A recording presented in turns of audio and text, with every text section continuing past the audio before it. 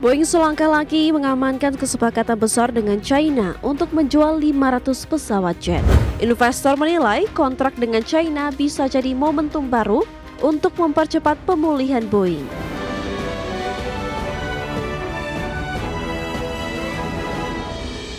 Pemirsa, terima kasih Anda masih bersama kami di Prime Market Highlights. Pemirsa, Boeing selangkah lagi mengamankan kesepakatan besar dengan China untuk menjual 500 pesawat jet. Nilai strategis transaksi ini bisa mengubah peta industri dirgantara sekaligus meredakan ketegangan dagang antara dua negara raksasa ekonomi dunia.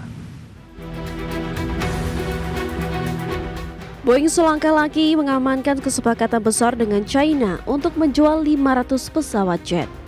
Kesepakatan Boeing dan China saat ini masih dalam tahap perundingan rinci, mulai dari jenis pesawat hingga jadwal pengiriman. Meski begitu, sumber internal menegaskan, perjanjian ini bisa saja batal jika gencatan perang dagang antara Amerika Serikat dan China kembali terganggu. Karena itu, keberhasilan kontrak jumbo ini sangat bergantung pada stabilitas hubungan kedua negara.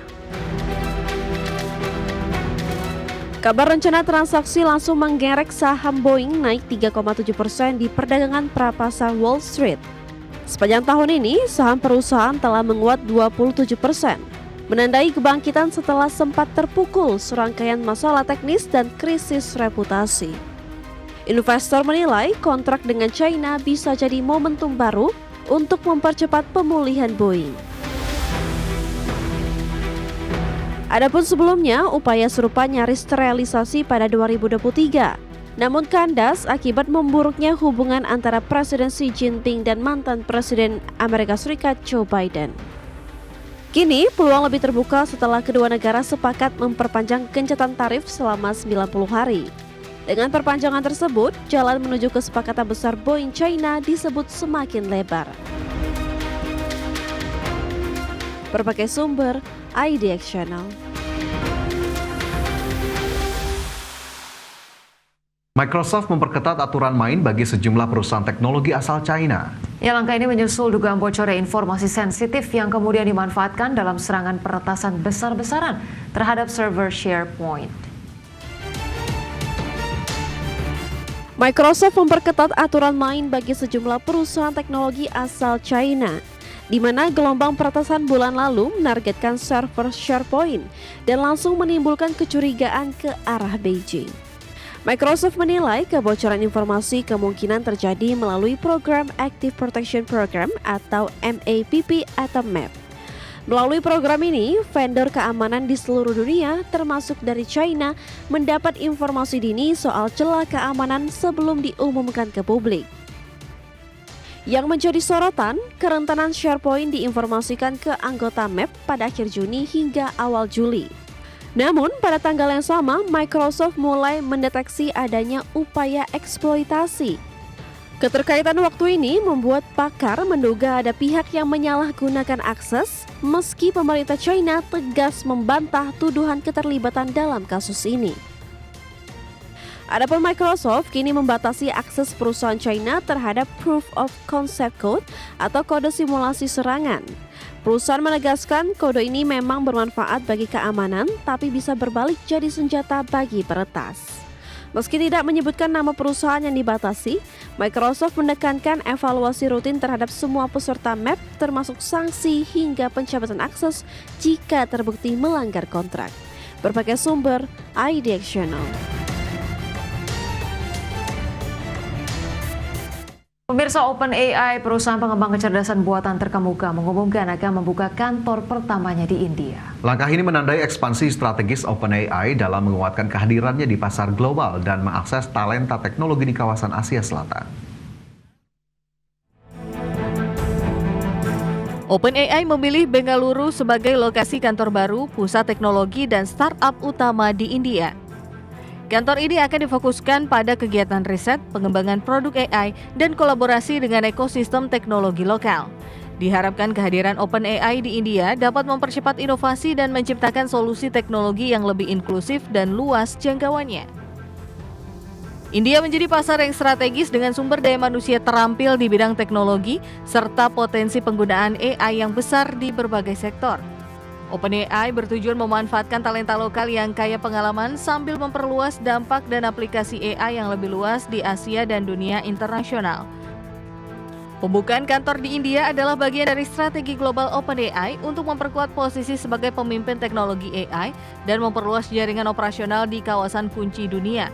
Di masa depan, OpenAI juga akan terus mencari kemitraan strategis dan peluang baru untuk mempercepat pengembangan teknologi AI. Berbagai sumber IDX Channel. Sinopec Shanghai Petrochemical Co. mencatat kerugian bersih pada paruh pertama tahun 2025 akibat lemahnya permintaan pasar. Perusahaan melaporkan rugi sebesar 462,1 juta yuan atau setara dengan 1,03 triliun rupiah. Penjualan bersih juga turun lebih dari 10% secara tahunan, menekan performa di segmen penyulingan dan kimia.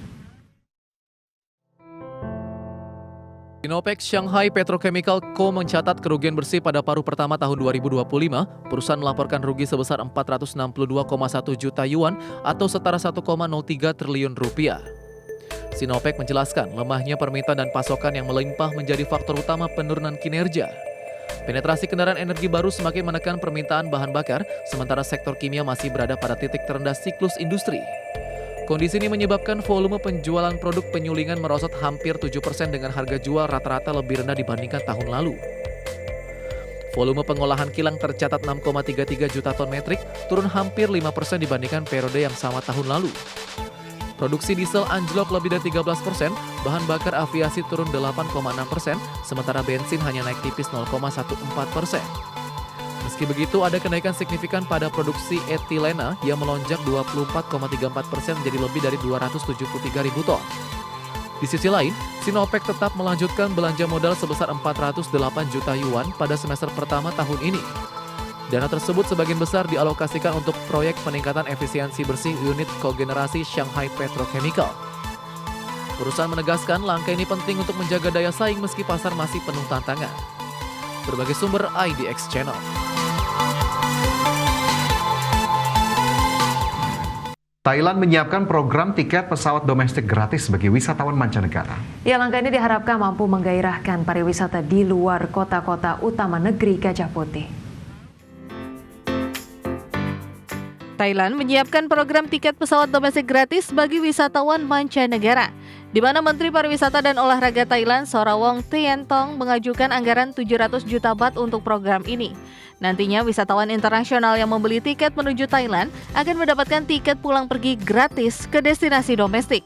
Fasilitas ini juga termasuk jatah bagasi 20 kg bekerja sama dengan 6 maskapai penerbangan dalam negeri.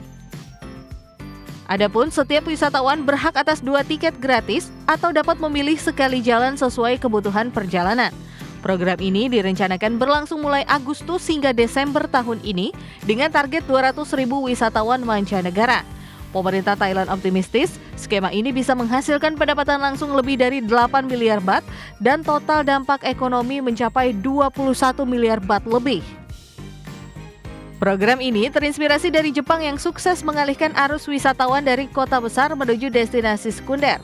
Dengan langkah serupa, Thailand berharap wisatawan tak hanya terpusat di Bangkok, Phuket, atau Chiang Mai, melainkan juga terdorong eksplorasi berbagai daerah lain yang menyimpan potensi pariwisata besar. Berbagai sumber IDX Channel.